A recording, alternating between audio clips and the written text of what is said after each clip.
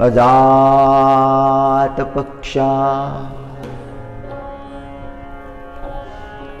इव मातरं खगाः स्तन्यं यथा वत्सातरा क्षुधार्ताः प्रियं प्रियेव इषितं विषण्णा मनोरविन्दाक्ष दिदृक्षते त्वाम्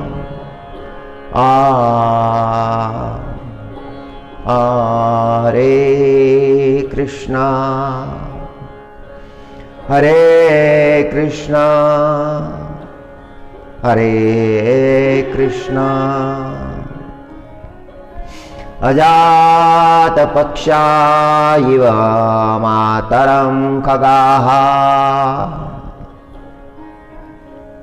स्तन्यं यथा वत्सातरा क्षुधार्ताः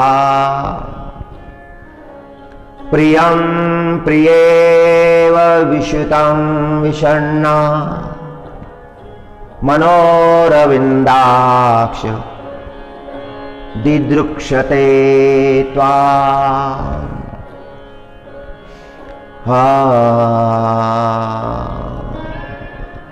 अंतकाळीची प्रार्थना आहे. वृत्रासुरानं केलेली प्रार्थना आहे. भगवंताचे अनन्य भक्त वृत्रासुर पंखहीन पक्षी शावका पंखहीन पक्षी शावका क्षुधातुरा मातृ प्रतीक्षिता तयांची गहनार्तता भरली अंतरी. पक्षिणीचे शावक पंखहीन शावक जे घरट्यामध्ये आहेत, भुकेनं व्याकुळ झालेले आहेत, मातेची प्रतीक्षा करत आहेत. आकाशाकडे त्यांचे डोळे आहेत. कधी आई येईल, कधी चारा घेऊन येईल. भूक लागलेली आहे. वृत्रासुर आतुरतेचं वर्णन करतात. हे परमात्मा, माझ्या अंतकरणामध्ये तुमच्या दर्शनाची आतुरता आहे आणि ती आतुरता कशी आहे? त्या पक्षिणीच्या पिलांसारखी आहे. पंखहीन पक्षी शावका क्षुधातुरा मातृ प्रतीक्षिता तयांची गहना आर्तता भरली अंतरी. माझ्या अंतकरणामध्ये ती आर्तता भरलेली आहे. जसे ते पंखहीन पक्षी आतुर झालेले आहेत, मातेची प्रतीक्षा करत आहे, तशीच प्रतीक्षा माझ्याही अंतकरणामध्ये आहे. हे परमात्मा, ओम ओम.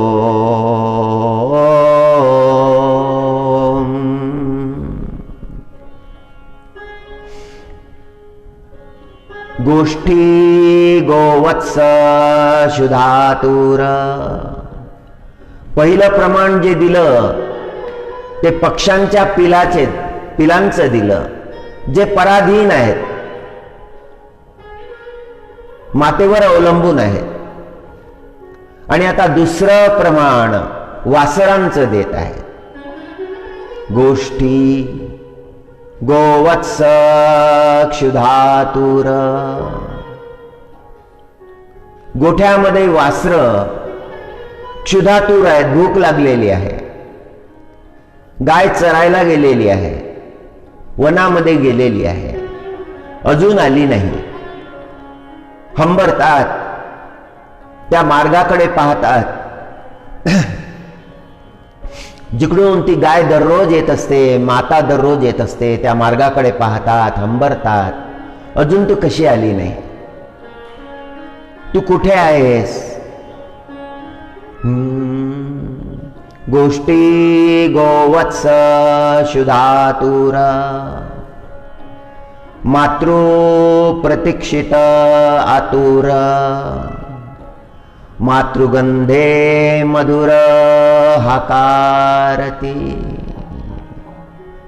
गोष्टी गोवत्स क्षुधातुर. गोष्ट हा संस्कृत शब्द आहे. गोठ्याकरता गोष्ट म्हटलेला आहे.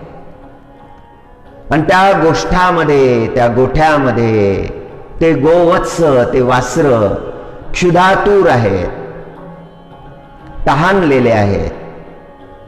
मातृ प्रतीक्षित आतुर.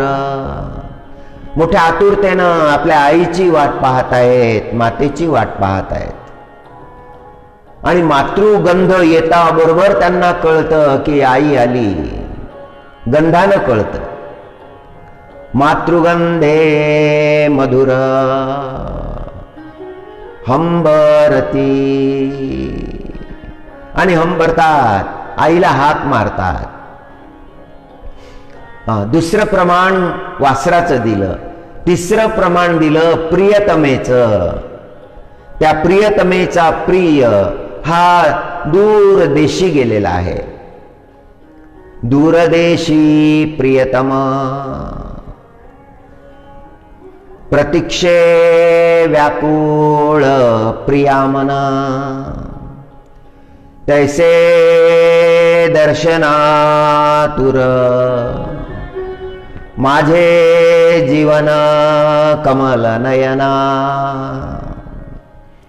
वृत्रासुर म्हणतात की हे परमात्मा, त्याप्रमाणे माझं मन तुमच्या दर्शनासाठी आतुर झालं आहे. दूरदेशी प्रियतम. प्रतीक्षे व्याकुळ झाले प्रियामना. तैसे दर्शनातुर माझे मन कमल नयना. तैसे दर्शनातुर माझे मन कमल नयना. ओ ओ. इंद्रानं फार मोठा अपराध केला, गुरुचा अपराध केला. इंद्राचं वैभव गेलं. त्या वैभवाच्या प्राप्तीसाठी तो आतुर झाला. ब्रह्मदेवाला शरण गेला.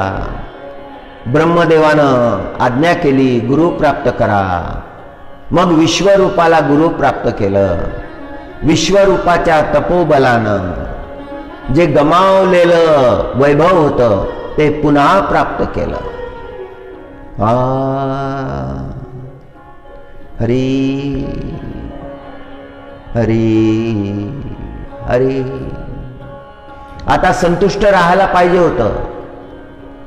आधीही गुरु अपराध केला आणि नंतरही गुरु अपराध केला. अपराधाची गणनाच नाही, गणतीच नाही.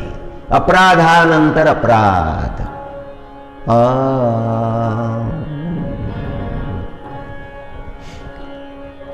यश प्राप्त झालं म्हणून यज्ञ केला. त्या यज्ञामध्ये विश्वरूपाचे मंत्र ऐकले. लक्षात आलं दैत्यांचं रक्षण करा. क्रोध अनावर झाला आणि त्या अनावर झालेल्या क्रोधानं हातामध्ये शस्त्र घेतलं. इंद्रानं हातामध्ये शस्त्र घेतलं. गुरु हत्या केली. भयंकर पाप केलं. पापाचा दंड आहे, ब्रह्महत्या मागे लागली. आता इंद्राची दुर्गती झाली. आता काय करावं? त्वष्टा ऋषीला समाचार मिळाला, माझ्या पुत्राची इंद्रानं हत्या केली. त्यांनी यज्ञ केला. त्वष्टा ऋषीनं अघोर यज्ञ केला. त्या यज्ञामध्ये आवाहन केलं, इंद्र विरोधी शक्तींनो प्रगट व्हा. तिथे प्रगटले वृत्रासूर. वृत्रासुराला आज्ञा केली, जा देवांचा नाश करा. आणि वृत्रासुरानं दैत्य सैन्य सोबत घेऊन स्वर्गावर आक्रमण केलं. देवांचं सैन्य पराजित झालं. पुन्हा इंद्र ब्रह्मदेवाकडे गेले, समाचार दिला, हे जगतपिता, देवांवर संकट आलं, वृत्रासुरानं भयंकर आक्रमण केलं. आता देवांचं रक्षण कोण करेल? ब्रह्म भगवान म्हणाले, इंद्रा, आता देवांचं रक्षण होऊ शकत नाही. वृत्रासुरावर अद्भुत बल आहे. त्याचे कर्म श्रेष्ठ आहे. तो परमात्म्याचा भक्त आहे. तू केलेल्या भयंकर कर्माचं उत्तर देण्यासाठी तो प्रगट झाला आहे. यज्ञकुंडातून प्रगट झालेला आहे. आता एकच उपाय आहे. आता दधीची नावाचे ऋषी नैमिषारण्यामध्ये तपश्चर्या करत आहेत. तिथे जाऊन त्यांच्या अस्थीचं दान मागावं. आणि इंद्र गेले सगळ्या देवांना घेऊन. दधीची ऋषीच्या चरणी दंडवत केला. दधीची ऋषीला विनंती केली, महाराज, आपल्या अस्थी मागण्यासाठी आलो आहे. अस्थिदान मागण्यासाठी आलो आहे. दधीची ऋषी म्हणाले की दिल्या असत्या अस्थी, पण एक कार्य राहून गेलेलं आहे. ते कार्य संपन्न झाल्यानंतर हे इंद्र तुम्हाला अस्थी देतो. इंद्रानं विचारलं, काय कार्य राहून गेलं आहे? दधीची ऋषी म्हणाले, सगळ्या तीर्थांचं दर्शन घ्यायची इच्छा होती. अनेक वर्षाचा विचार होता, पण तसं काही करता आलं नाही.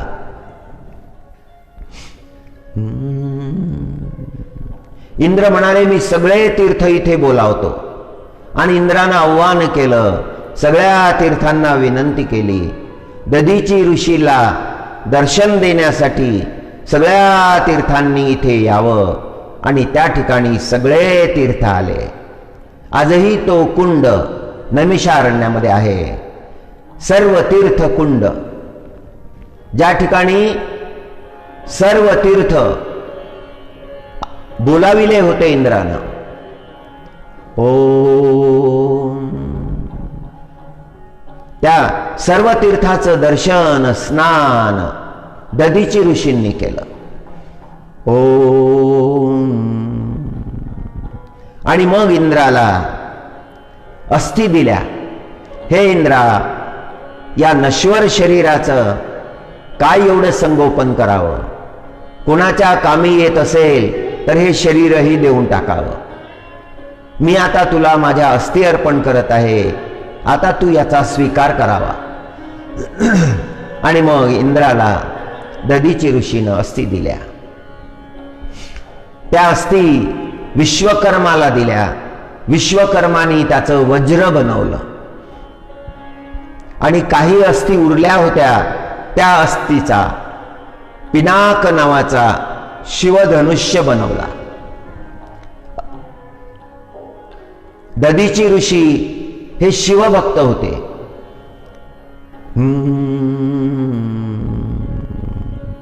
हरि ओम. इंद्राला वज्र प्राप्त झालं. त्या वज्राचा प्रचंड प्रभाव आहे.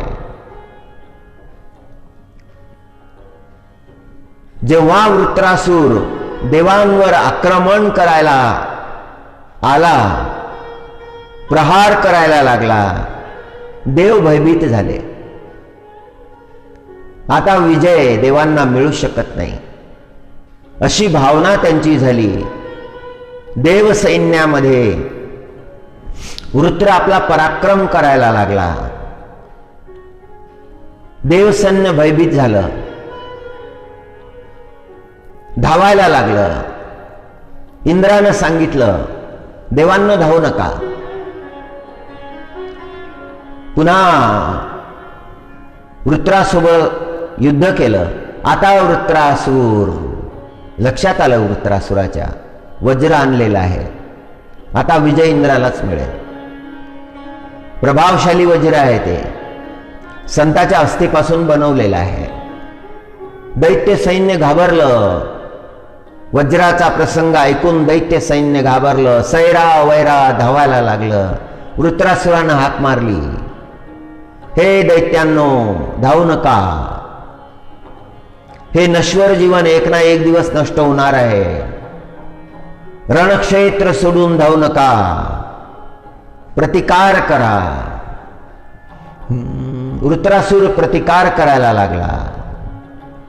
हरी ओम. इंद्रानं प्रहार केला वृत्रासुरावर. त्याच्या भुजा तोडून टाकल्या.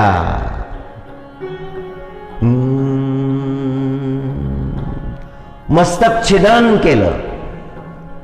वृत्रासुराच्या देहामधून दिव्य ज्योती निघाली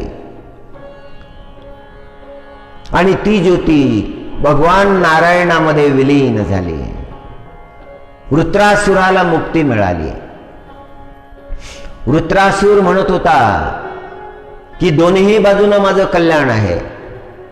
मी जर जिंकलो तर पितृआज्ञेचं पालन करील. त्वष्टा ऋषीनं आज्ञा दिली होती, प्रतिशोध घ्या इंद्राचा, दैत्यांना विजय मिळेल. जिंकलो तर दैत्यांना विजय मिळेल आणि वीर गतीला प्राप्त झालो तर मग परमात्मा माझा अंगीकार करते. मला फार मोठं मिळणार आहे, जिंकलो तरी आणि हारलो तरी. फार विवेकाची वाणी आहे वृत्रासुराची. वृत्रासुरानं जे शेवटची प्रार्थना केली आहे त्या प्रार्थनेतले हे श्लोक आहेत. अजात पक्षा इव मातरं खगा स्तन्यं यथा वत्सा तराक्षुदार्था प्रियं प्रियेव विषितं विषण्णा मनोरविंदाक्ष दिदृक्षते त्वाम्. परमात्मा मी तुमची प्रार्थना करत आहे. प्रहार केलेला आहे, वज्राचा प्रहार केलेला आहे आणि वृत्रासुराची प्रार्थना परमात्म्याला. जसे पंखहीन ते पक्षी शावक क्षुधातूर झालेले, भुकेले असलेले, मला आपल्या दर्शनाची भूक लागलेली आहे. त्या पंखहीन शावकासारखा मी आपली प्रतीक्षा करत आहे. तीच आर्तता माझ्या अंतःकरणामध्ये भरली आहे.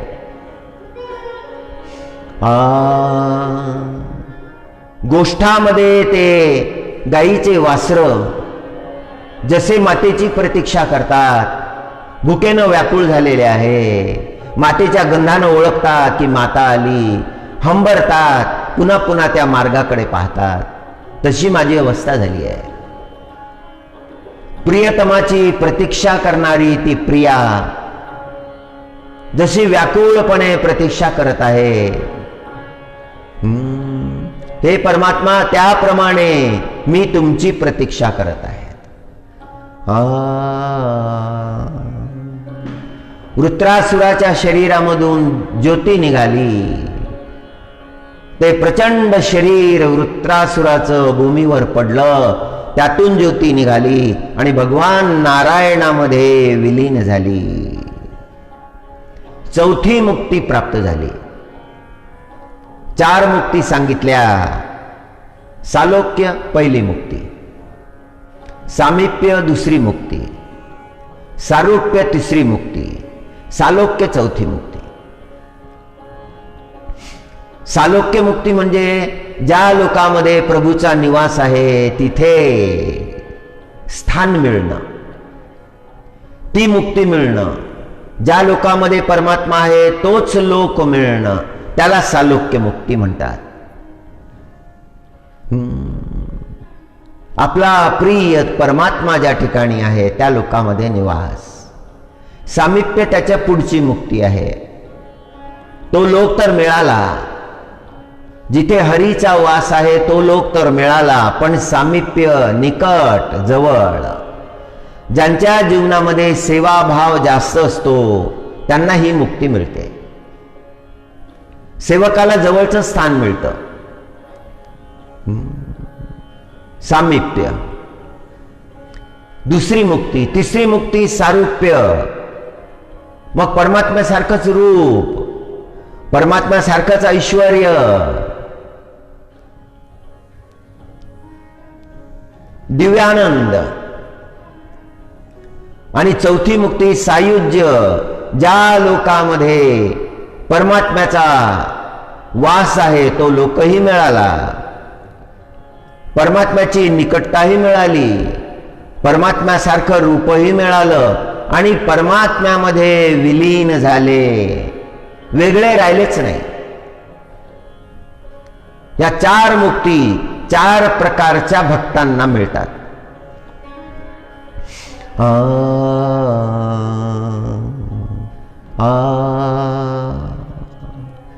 हरी ओम. काय वाणू आता न पुरे ही वाणी. महाराज म्हणतात काय वर्णन करू, ही वाणी आता पुरत नाही, अपुरी पडते वाणी. वाणीमध्ये सामर्थ्य नाही परमात्म्याचं ऐश्वर्य वर्णन करण्याचं, संतांचा भाव वर्णन करण्याचं वाणीमध्ये सामर्थ्य नाही.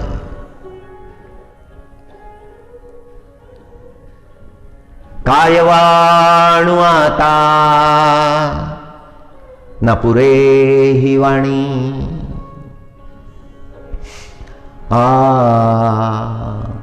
मस्तक चरणी ठेवीतसे. वाणी वर्णन करू शकत नाही, वाणीच्या पलीकडे आहे, वाणीचं सामर्थ्य नाही. त्या संत महात्म्यांच्या त्यागाचं वर्णन कसं करावं.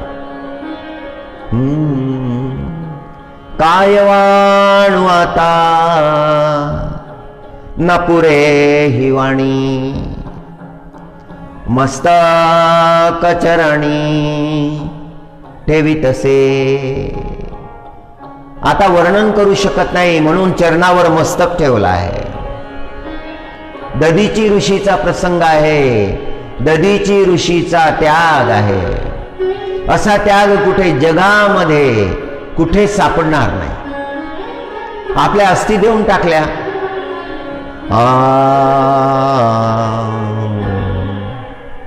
थोरी व आपुली सांडिली परिसे. नेनो शिवो कैसे लोखंडासी. थोरी व आपुली सांडिली परिसे. नेनो शिवो कैसे लोखंडासी. त्या परिसानं आपली थोरी सांडली, थोरी सांडून दिली म्हणजे बाजूला सारली. आपलं मोठेपण. असं म्हटलं नाही की लोखंडाला कसा काय स्पर्श करू.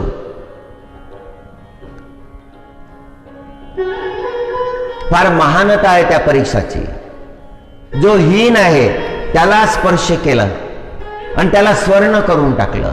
संताचा स्पर्श झाला की मग अत्यंत हीन, भयंकर, श्रेष्ठ होऊन जातं. ज्या जीवनामध्ये विकृती आहे ती विकृती दूर होते. संताचं हे औदार्य आहे. थोरी वसांडिली थोरी वापुली सांडिली परिसे. आपलं मोठेपण बाजूला ठेवलं, उदार झाला परीस आणि त्या लोहखंडाला स्पर्श केला आणि तो लोहखंड ते लोखंड सोनं झालं.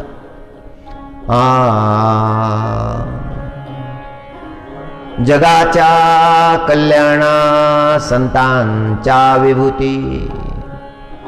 जगाच्या कल्याणा संतांच्या विभूती.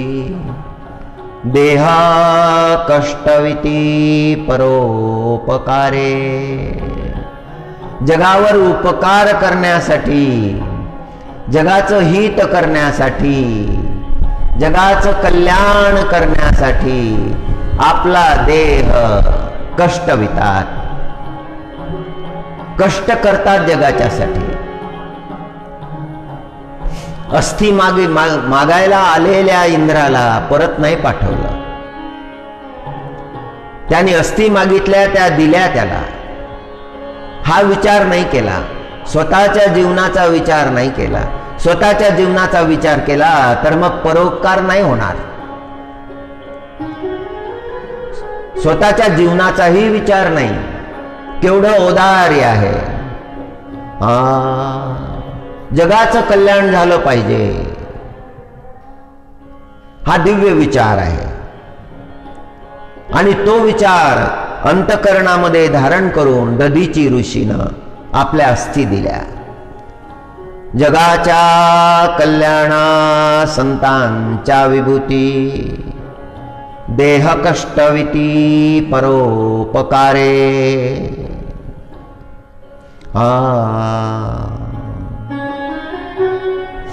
भूतांची दया भांडवल संता. आपुली ममता देही नाही. भूतांची दया भांडवल संता. आपुली ममता देही नाही. सगळ्या जगाची चिंता, सगळे जीव, सगळ्या जीवांच्या कल्याणासाठी झटणारे संत. भूतांची दया, सगळ्यांबद्दल दया. भांडवल संता, हेच धन आहे त्यांचं, हे सगळं काही आहे त्यांच्यासाठी.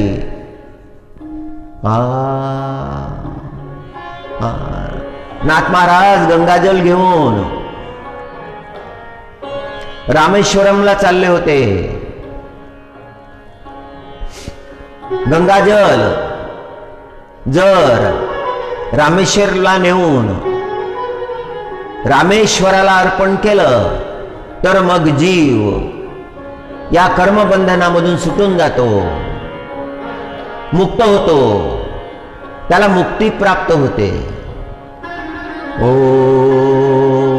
म्हणून भक्त गंगाजल घेऊन जात असतात रामेश्वरम भगवानच्या दर्शनाला. आणि ते गंगाजल रामेश्वरम भगवानला अर्पण करतात. रामप्रभूनं ज्या शिवलिंगाची स्थापना सेतू बंद या ठिकाणी केलेली आहे त्याला रामेश्वरम म्हणतात. रामप्रभूचे ईश्वर शिव भगवान ज्योतिर्लिंग त्या ठिकाणी साक्षात विराजमान आहे. शास्त्राचा हा शब्द सत्य करण्यासाठी नाथ महाराज गंगेची कावड घेऊन निघाले आणि मार्गामध्ये अद्भुत अशी घटना घडली. शिव भगवाननं परीक्षा घेतली. जलाविना वाळवंटामध्ये एक गाढव तडफडत होता आणि फार मोठा संदेश या घटनेमधून नाथ महाराजांनी दिला आहे. त्या जलाविना मरत असलेल्या गाढवाच्या मुखामध्ये नाथ महाराजांनी गंगाजल ओतलं. त्या गाढवाची अवस्था पाहिली, अंतःकरण कळवळलं. तृषा व्याकुल झालेला आहे हा गाढव, याचे प्राण वाचले पाहिजे. त्यांच्या अंतःकरणातली करुणा, शिवभगवानची कृपा आहे नाथांवर.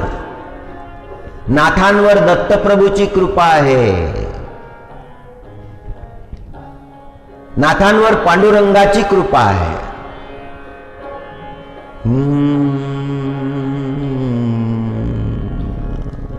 सोबत जी मंडळी होती ते म्हणायला लागले, अहो नाथा, हे करता काय तुम्ही?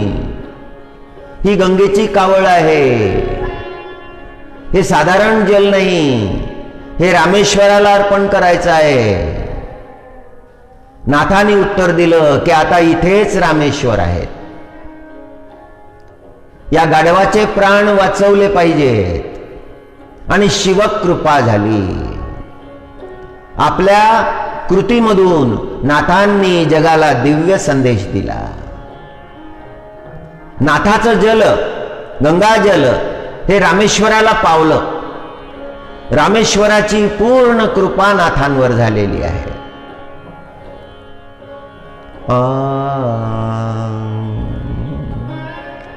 भूतांची दया भांडवल संता,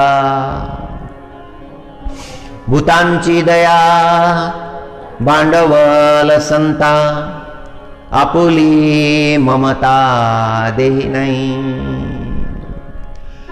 क्षुल्लक विचारांच्या वर गेलेली आहे अवस्था, फार उच्च अवस्था आहे. संताचं हृदय, संताचं अंतःकरण लवकर कळत नाही, त्याचं महात्म्य कळत नाही. त्यावेळेला ते कळलं नाही, पण नंतर नाथांची यात्रा ही अजरामर झाली. रामेश्वरम यात्रा ही अजरामर झाली. नाथांची कृती जगतवंद्य झाली. परमात्मा पाहिला, त्या तडफडणाऱ्या प्राण्यामध्ये परमात्मा पाहिला. भूतांची दया, भूतांची दया भांडवल संता, आपुली ममता देही नाही. देहावरही ममता नाही. देह किती प्रिय असतो जीवाला. देहाला सांभाळूनच लोक वागत असतात. त्या देहाची केवढी काळजी करतात, केवढं लक्ष देतात त्या देहाकडे. त्या देहाला सर्वस्व समजतात. सगळं काही तो देहच आहे. पण संतांच्या अंतःकरणामध्ये त्या देहाची ही ममता नाही. ओ भूतांची दया भांडवल संता, आपुली ममता देही नाही.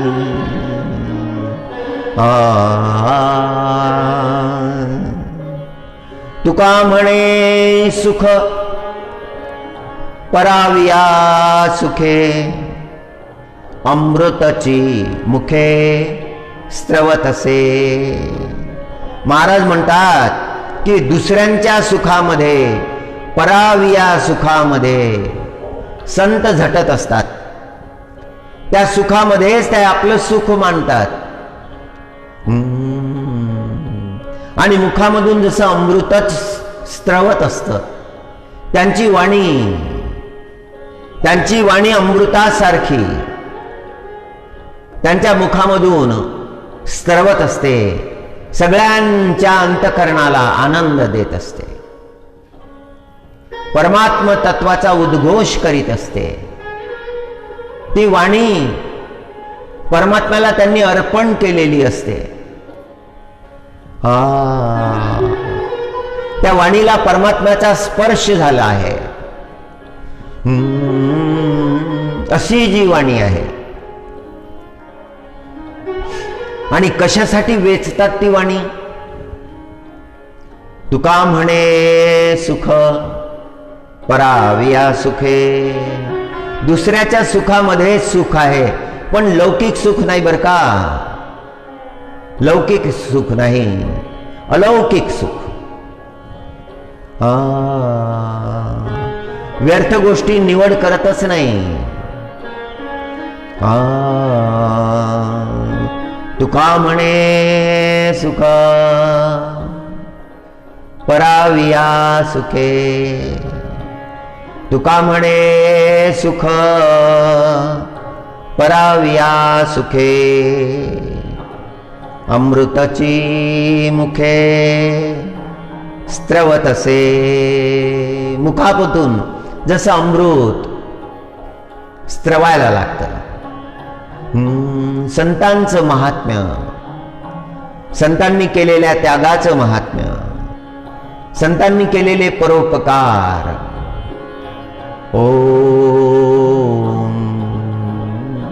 महाराजांनी वर्णन केले, व्यासनारायण भगवानांनी वर्णन केले. प्रसंग वृत्रासूर आणि दधीची ऋषीचा आहे. जगद्गुरु तुकाराम महाराजांचा हा अभंग श्रीमद भागवताच्या 6व्या स्कंदामध्ये जे श्लोक आलेले आहेत त्याचं प्राकृतामधलं रूपांतर आहे.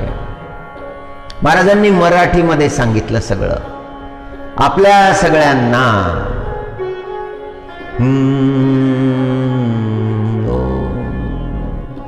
दुःख शोक संतप्त समाजाला शांती देण्याचं कार्य संत करतात.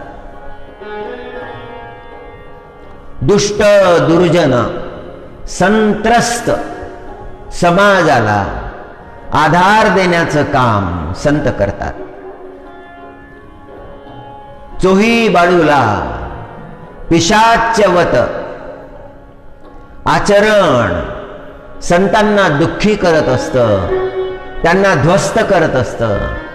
त्या समाजाला ज्ञानाचा मार्ग दाखविण्याचं कार्य संत करीत असतात.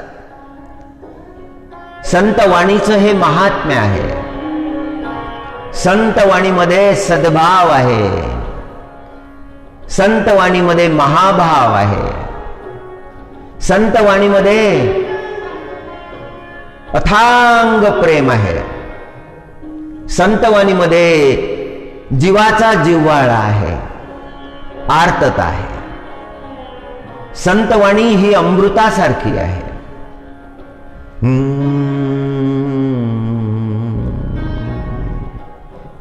संत वाणीचं अमृत आहे, संत वचनामृत.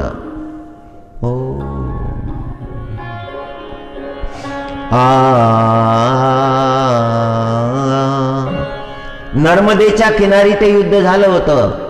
देवासुर संग्राम, वृत्रासुर आणि इंद्राचं युद्ध नर्मदेच्या तटी झालं होतं. त्या युद्धामध्ये जेव्हा वज्र सोडलं इंद्रानं, तेव्हा वृत्रासुराच्या देहामधून ज्योती निघाली. ती नारायणामध्ये विलीन झाली. फार श्रेष्ठ गती मिळाली.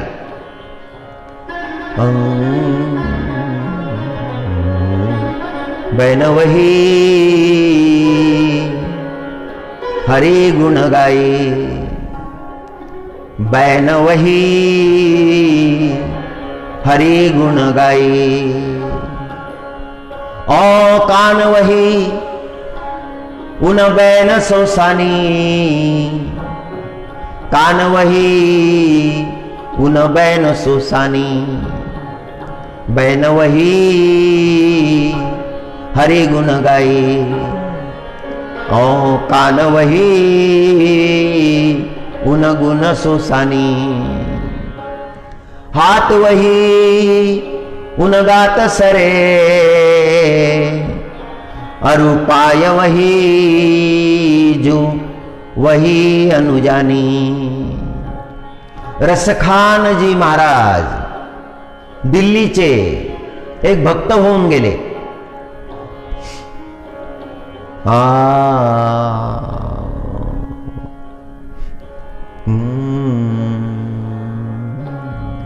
महाप्रभू विठ्ठलाचार्यजी महाराजांच्या काळामध्ये होऊन गेले.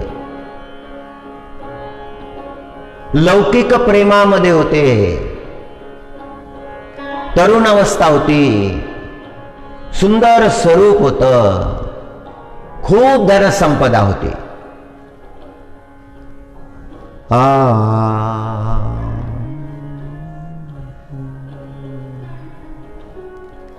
लौकिक प्रेमामध्ये होते. एकदा दोन संत बोलत होते, ते वचन ऐकले. रसखान किती सुंदर आहेत. दुसरे साधू म्हणाले लौकिक प्रेमामध्ये पडलेले आहेत, धनसंपदा भरपूर आहे, रूपही सुंदर आहे, पण हेच प्रेम जर कृष्ण परमात्म्यावर केलं असतं काय अवस्था झाली असती. जीवन धन्य झालं असतं. हे शब्द ऐकले आणि मग चौकशी केली, कुठे आहेत कृष्ण परमात्मा. एका भक्तानं उत्तर दिलं, वृंदावनला जा, काही विचारण्याची गरज राहणार नाही. आणि दिल्लीवरून वृंदावनला आले, परमात्म्याचं दर्शन घेतलं, कृष्ण परमात्म्याचं मंदिरामध्ये दर्शन घेतलं. ते रूप पाहून तिथे साक्षात परमात्म्याचं दर्शन झालं. आता सगळं सोडलं, ते वैभव सोडलं, धनसंपदा सोडली, त्या लौकिक प्रेमाचाही विसर पडला आणि अलौकिक प्रेम त्या परमात्म्याचं अंतकरणामध्ये प्रगट झालं. रसखानजी महाराज फार मोठे संत झाले, सुंदर पदांची रचना केली. त्या काळामध्ये जी भाषा होती त्या भाषेमध्ये हे पद आहे. बैनवही हरी गुण गाई. वाणी तीच आहे, तिलाच वाणी म्हणायचं जी परमात्म्याचं गुणगान करते. बैनवही हरी गुण गाई, त्यालाच वाणी म्हणायचं, त्यालाच वचन म्हणायचं. ओ कानवही उन बैन सोसानी. आणि त्यांनाच कान म्हणायचं जे हरी गुण श्रवण करतात. बैनवही हरी गुण गाई. ओ कानवही उन बैन सोसानी. हाथ वही उन गात सरे. अरु पाय वही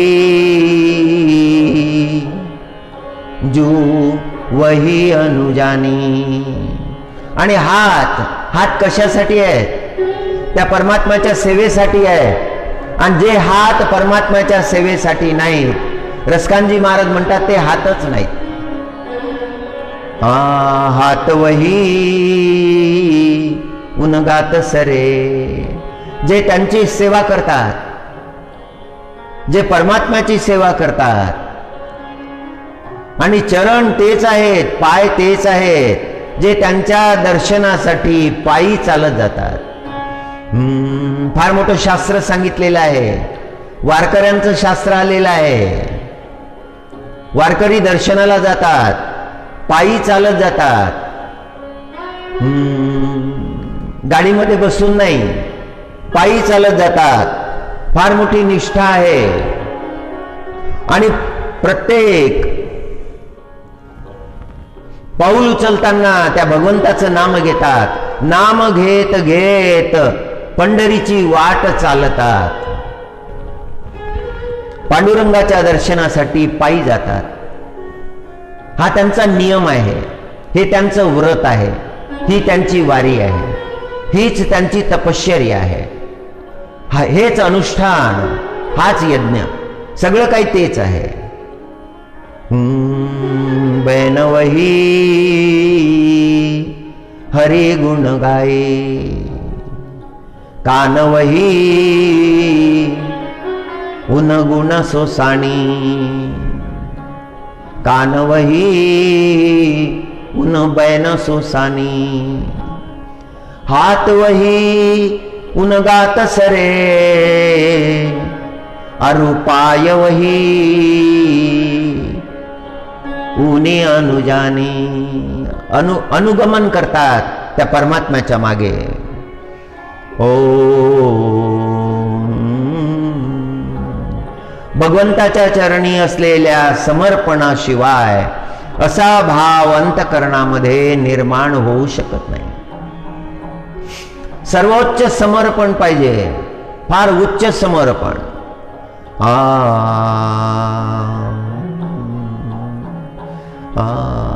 रसकानजी महाराज परत गेलेच नाही, तिथेच राहिले.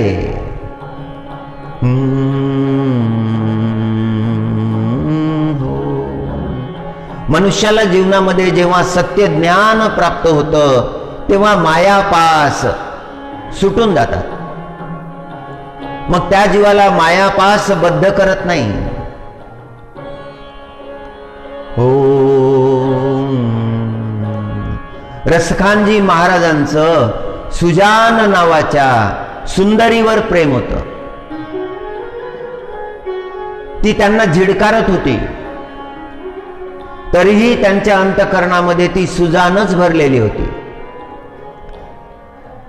पण जेव्हा कृष्ण परमात्म्याला पाहिलं तेव्हा मग त्यांना दिव्य ज्ञान प्राप्त झालं. सगळे मायापाश गळून पडले. काही पूर्व पुण्य असल्याशिवाय जीवनामध्ये हे प्रगट होत नाही. आणि जी पदरचना आहे ती तर अद्भुत आहे. हरी नारायण. तो परमात्मा कृष्ण परमात्मा पाहिला आणि भीष्म पितामहच्या अंतःकरणामध्ये दिव्य भाव निर्माण झाला. तो दिव्य भाव प्रगट केला भीष्म पितामहाने. जो भाव भीष्म पितामहच्या अंतःकरणामध्ये आहे तोच भाव कैवल्य साम्राज्याचे चक्रवर्ती माऊली ज्ञानेश्वर महाराजांच्याही अंतःकरणात आहे. जो योग्यांना दुर्लभ आहे, योग्यांना सुद्धा त्याचं दर्शन होऊ शकत नाही, दुर्लभ आहे, तो आज मी पाहिला. पंढरपूरला आले माऊली ज्ञानेश्वर महाराज, पांडुरंगाचं दर्शन घेतलं आणि ते दर्शन प्राप्त झाल्यानंतर तो परमात्मा, अनंत रूपामध्ये असलेला परमात्मा, अनंत वेशामध्ये असलेला तो परमात्मा तो पाहिला. तो पाहिल्यानंतर जो आनंद झाला तो आनंद अवर्णनीय आहे. माऊली गायन करायला लागले. योगिया दुर्लभ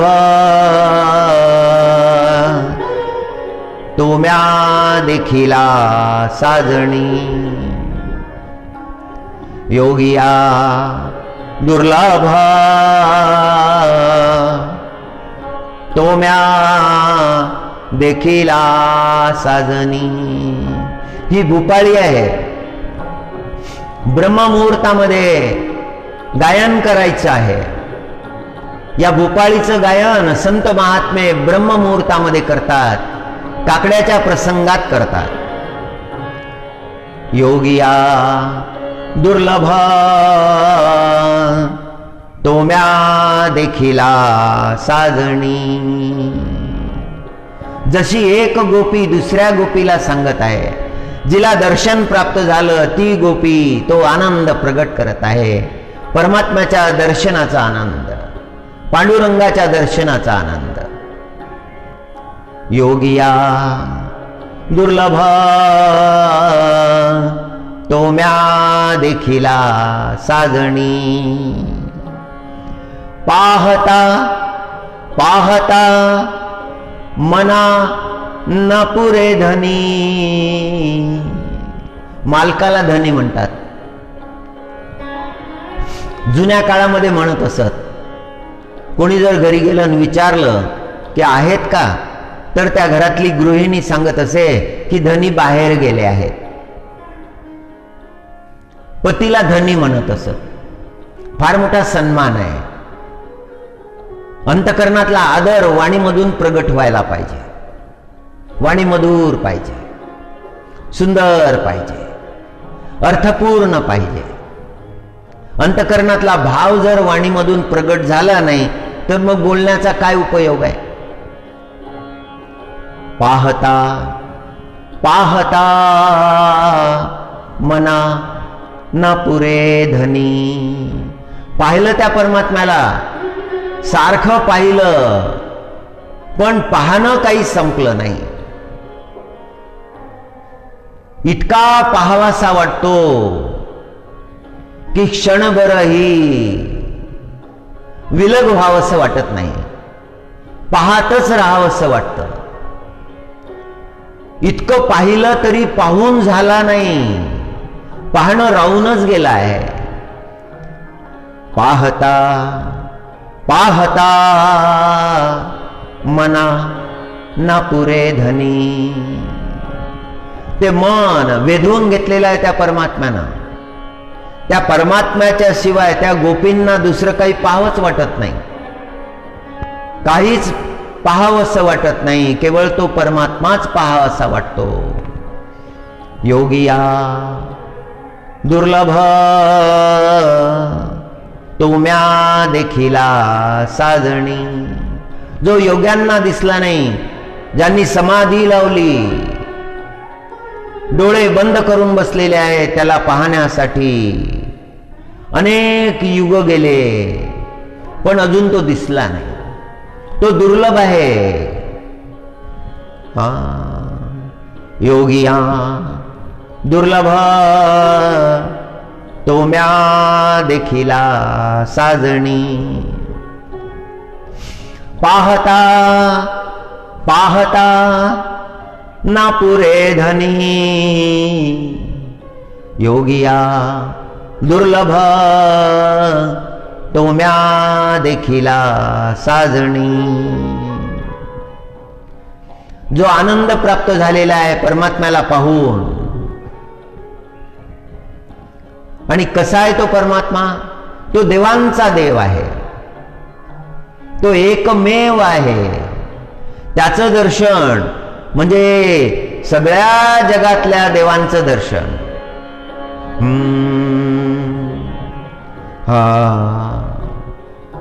देखिला देखिला माये देवाचा देव. देखिला देखिला माये देवाचा देव. देखिला देखिला माये देवाचा देव. फिटला संदेह निमाले दुजेपणा. द्वैत संपलं. आता द्वैत नाही राहिलं. आता दोन राहिलेच नाही. भक्त आणि भगवंत एक झाले.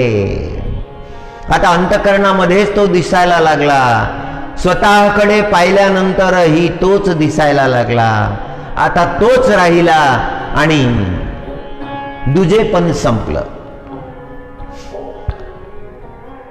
देखिला देखिला माये देवाचा देव.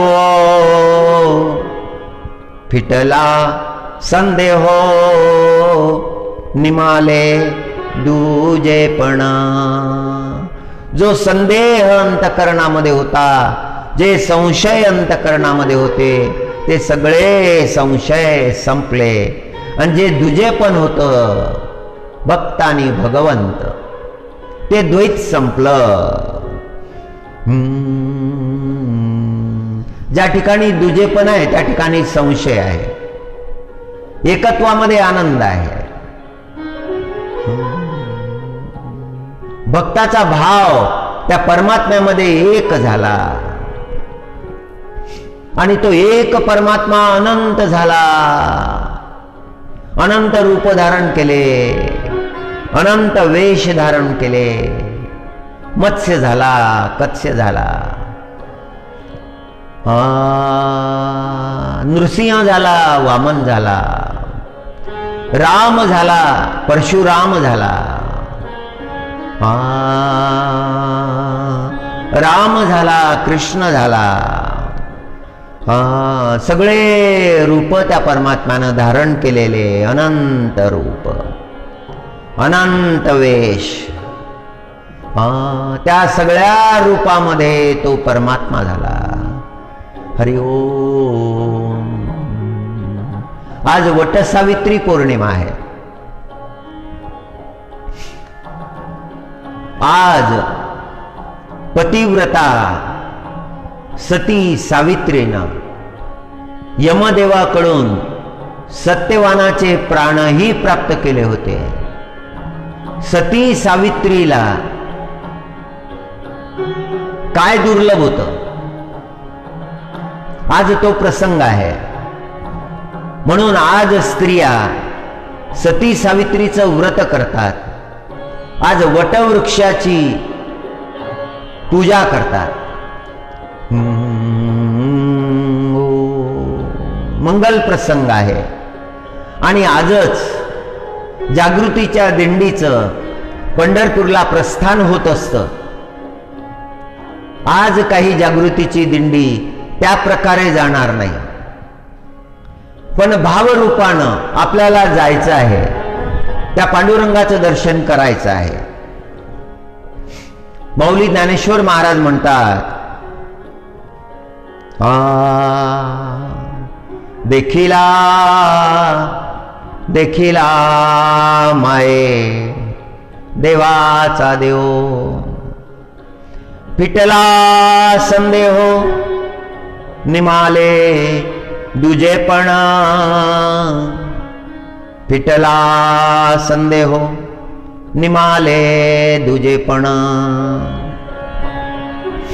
अनंत वेशे अनंत रूपे, अनंत रूपामध्ये पाहिलं त्या परमात्म्याला.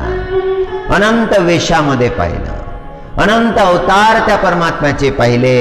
अनंत असला तरी तो एक आहे. अनंत रूपे अनंत वेशे, देखिले म्या त्यासी. बाप रखुमा देवीवरा, खुण बांधली कैसी.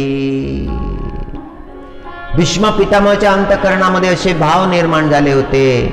आणि जेव्हा कुरुक्षेत्राच्या भूमीवर पाहिलं परमात्म्याला, अंतिम क्षणी परमात्मा आले, समोर उभे आहेत, दिव्य स्वरूप आहे.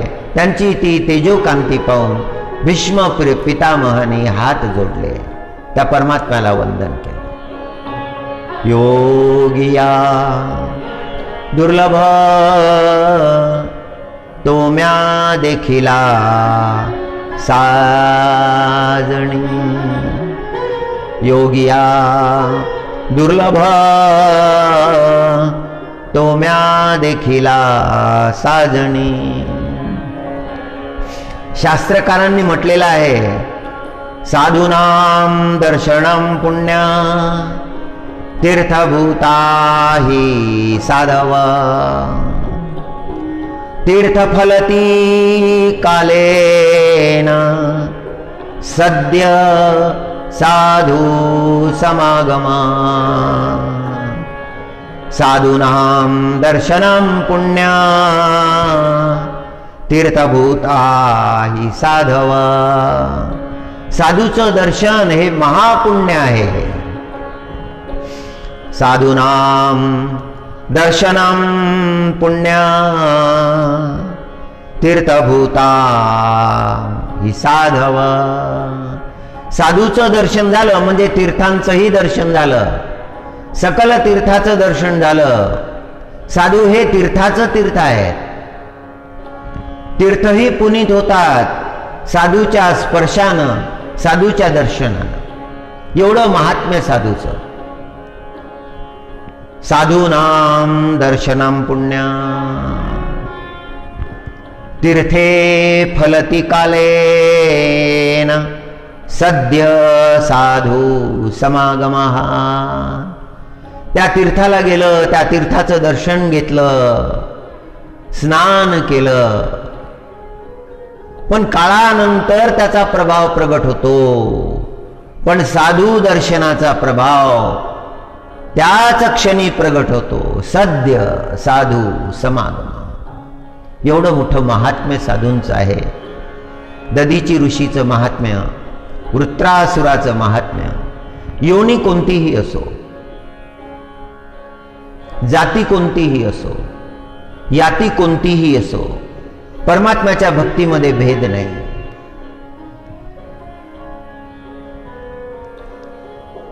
कुठल्याही जाती कुळामधला मनुष्य परमात्म्याची भक्ती केली की तो परमात्म्याला प्रिय होऊन जातो. उंच नीच अशी भावना परमात्म्याची कधीच असत नाही. ओम. काशीच्या किनारी एक भक्त राहत होते.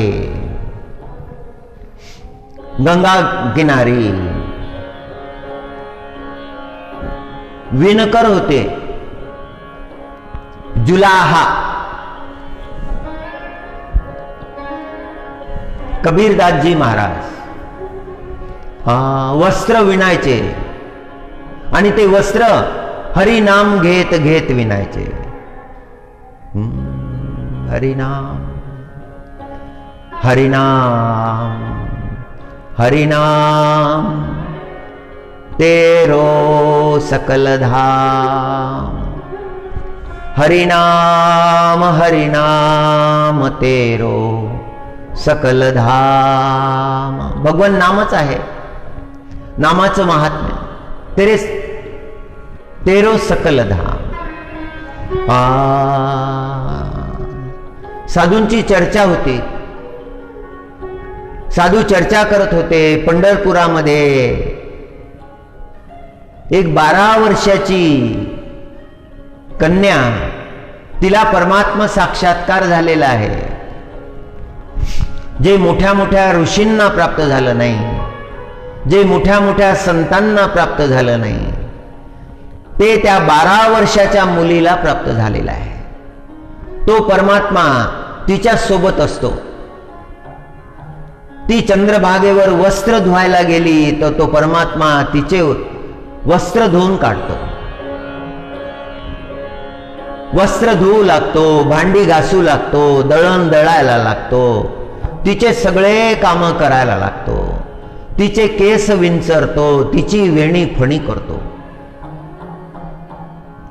हा प्रसंग कबीरदासजी महाराजांनी ऐकल्यानंतर कबीरदासजी महाराजांना असं वाटलं की या 12 वर्षाच्या कन्येची भेट घेतली पाहिजे. काय नाव आहे तिचं? नाव सांगितलं जनी. आणि कबीरदासजी महाराजांनी निश्चय केला की परीक्षा करायची. खरंच परमात्मा सोबत असतो का? आणि कबीरदासजी महाराज पंढरपूरला आले. भर उन्हामध्ये मध्यान्नाच्या वेळेला पंढरपुरामध्ये पोहोचले. चौकशी करायला लागले. लोकांनी सांगितलं दामाशेट्टीच्या घरी जा. दामाशेट्टीकडे आले. अंगणामध्ये उभे आहेत. हाक मारली. गोणाई बाहेर आल्या, नामदेवांच्या माता. आणि गोणाईला विचारलं, मी काशीवरून आलो, माझं नाव कबीर, मला जनाईला भेटायचं आहे. गोणाईला मोठा प्रश्न पडला, काशीवरून आले जनाईला भेटण्यासाठी. गोणाईने उत्तर दिलं, हो ती रानामध्ये गेली आहे, रान गोवऱ्या आणण्यासाठी गेली आहे. ताबडतोब निघाले कबीरदासजी महाराज. चंद्रभागा पार केली.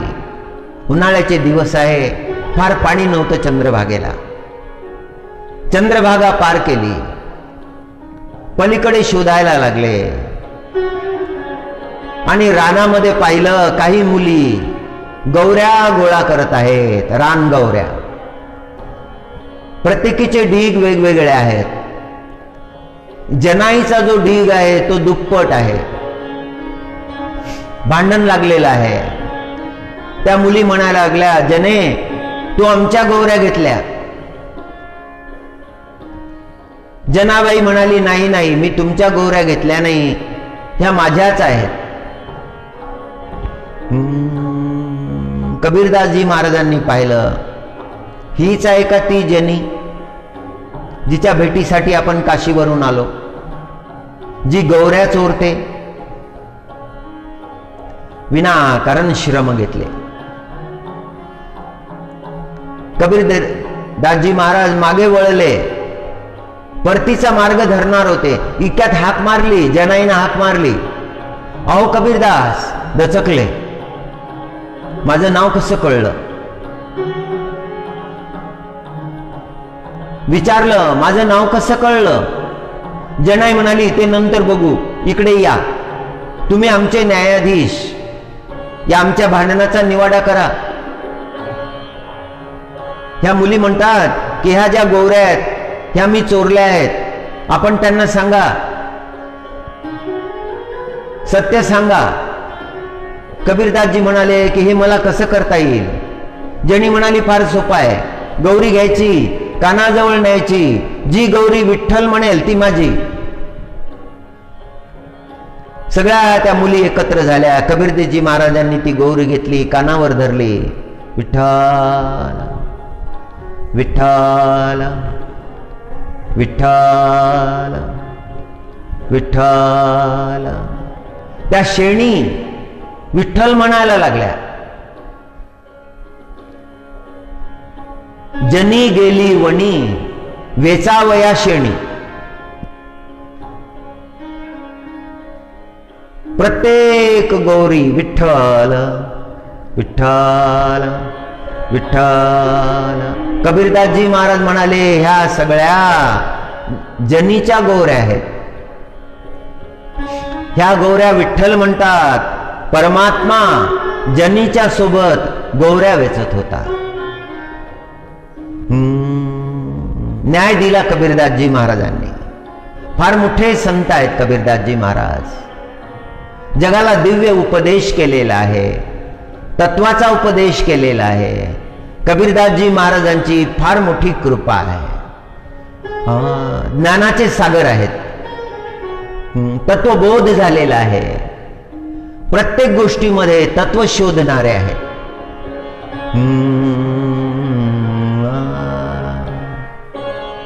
धरीला पंढरीचा चोर. जनाबाईची गवळण आहे. त्या परमात्म्याला धरलं. धरीला पंढरीचा चोरा. गळा बांधोनिया दोर. धरीला पंढरीचा चोर. हा अधिकार तर संतालाच आहे. संत त्याला ज्या भावानं हाक मारायची असेल त्या भावानं हाक मारू शकतात. त्याला चोर म्हटलं परमात्म्याला, त्याला माखन चोर म्हणतात. आणि त्याला आनंद होतो.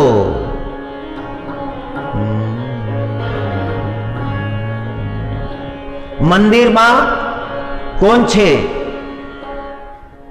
मंदिरात कोण आहे? मंदिरमा कोण छे? माखन ना चोर छे. मंदिरात कोण आहे? माखन चोर आहे. चोर म्हटलेला आहे. संत महात्म्यांचा हा भाव आहे. धरीला पंढरीचा चोर, गळा बांधोनिया दोर, धरिला पंढरीचा चोर. तो चोर धरला. काय चोरलाय त्यांनी? चित्त चोरलाय. हृदय बंदी खाना केला, आत विठ्ठल कोंडीला. हृदयाच्या बंदीखान्यामध्ये त्या विठ्ठलाला कोंडून टाकलं. हृदय बंदीखाना केला, आत विठ्ठल कोंडीला. अंतकरणामध्ये कोंडून टाकला तो परमात्मा. फार सुंदर भाव आहे. जनाईची भक्ती अद्भुत आहे. तत्वज्ञान सांगितलं आहे गवळणीमधून. हृदयाचा बंदीखाना केला, त्याच्यामध्ये त्या विठ्ठलाला कोंडून टाकलं. हृदयामध्ये दुसरं काहीच ठेवलं नाही. ज्या हृदयामध्ये दुसरे काही दोष आहे तिथे तो परमात्मा जातच नाही.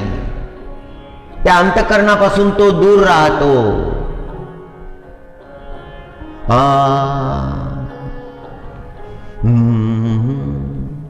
शब्दे केली जुडाजुडी, शब्दे केली जुडाजुडी.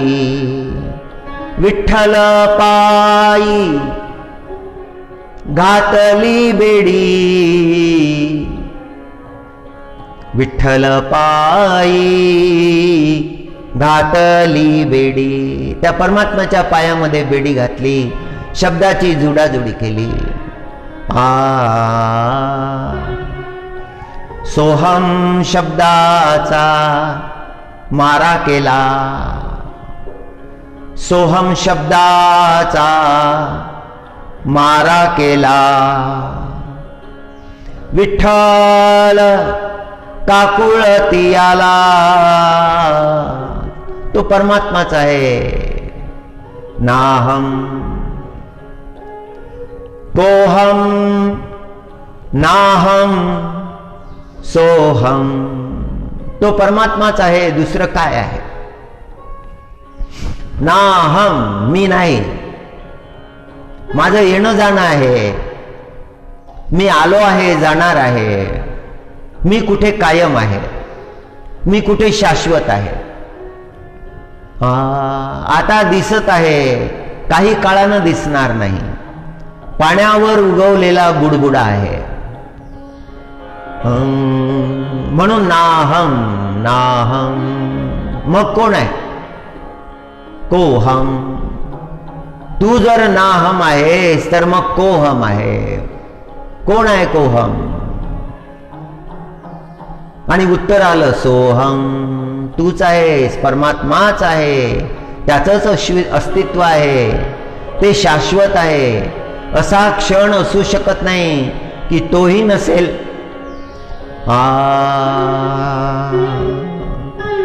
सर्वत्र तो परमात्माच नटलेला आहे, सर्वत्र तो परमात्माच भरलेला आहे.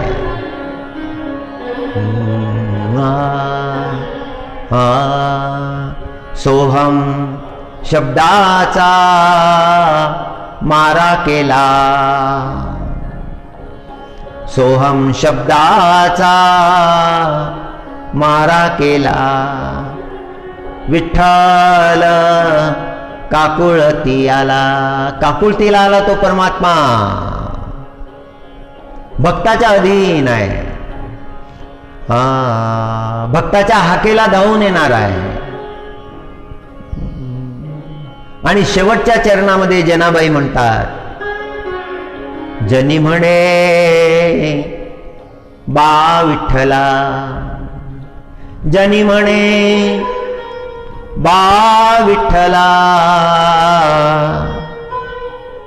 जीवेन सोडी मी तुला.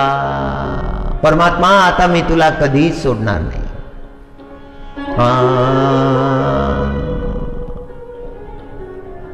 संसारी माणसाला संसार गोड वाटायला लागतो, तो संसाराच खरा वाटायला लागतो, तो शाश्वत वाटायला लागतो, हा असाच राहणार आहे। क्षणोक्षणी तो संसार कसा मरत चाललेला आहे हे त्या संसारी माणसाला कळतच नाही। किती आले किती गेले, गेले त्यांच्या इच्छेनं थोडेच गेले, त्यांना जायचं होतं का? त्यांना तर राहायचं होतं, राहायचं होतं पण राहता नाही आलं, जावंच लागलं। किती आले किती गेले, सांगावया नाही उरले, सांगण्यासाठी उरले नाही। नश्वर जगाचा सगळा भाव त्यांनी जाणला, पण जाणल्यानंतर वेळच नाही राहिली।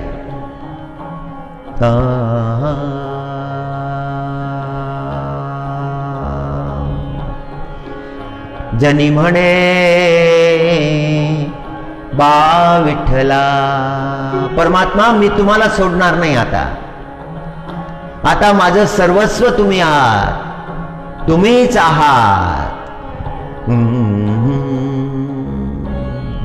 अशा भक्ताचं जाणं ही उत्सव होऊन जातो, अशा भक्ताचं जाणं नाही, त्याला जाणं म्हणता येत नाही। गेल्यानंतर दुसऱ्या दिवशी जगाला ज्याचा विसर पडला त्याचं जाणं आहे। संत आहेत, शाश्वत आहेत, त्यांचे शब्द आहेत, जगाला मार्ग दाखवणारे शब्द आहेत। जनाबाईचा हा प्रसंग,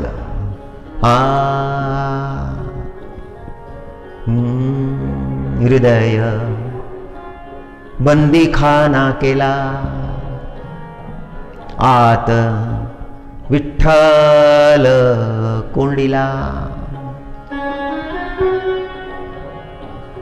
शब्दे केली जडाजुडी,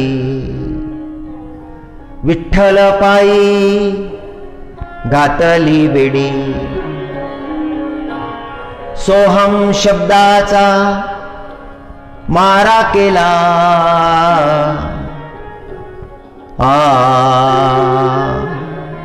विठ्ठल काकुळती आला।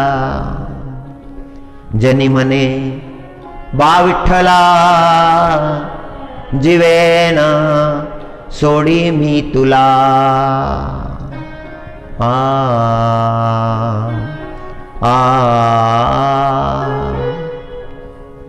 अजात पक्षा इव मातरं खगाः, स्तन्यं यथा वत्सातरा शुदार्ता। प्रियं प्रियेव युषुतं विषण्णा, मनोरविन्दाक्ष विदृक्षते त्वा।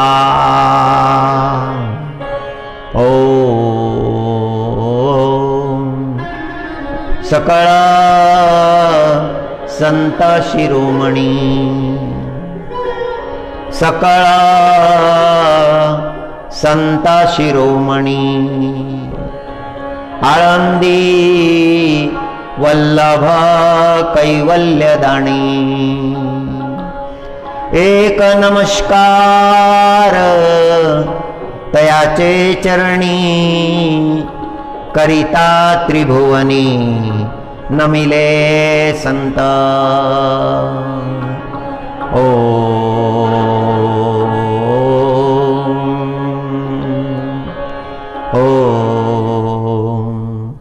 मौली ज्ञानेश्वर महाराज की जय। जगद्गुरु तुकाराम महाराज की। ओम श्री पंढरीनाथ भगवान की। ओम नमो नारायणाय।